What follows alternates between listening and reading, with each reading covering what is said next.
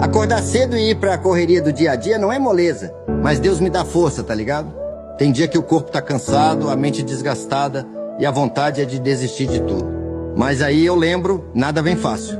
A vida não dá nada de graça e se eu quiser mudar minha história, sou eu que tenho que correr atrás. Reclamar não paga as contas, lamentação não enche a geladeira e a vida não tem pena de ninguém. A real é que todo mundo tá na luta.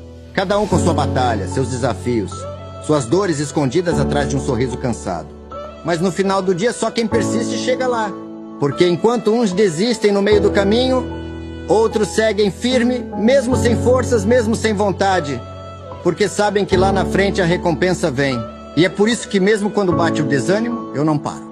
Porque sei que cada passo que dou, cada dia que aguento firme, é um dia a menos para eu chegar onde quero. O caminho pode ser difícil, mas pior ainda é olhar para trás e ver que não saí do lugar por medo do esforço.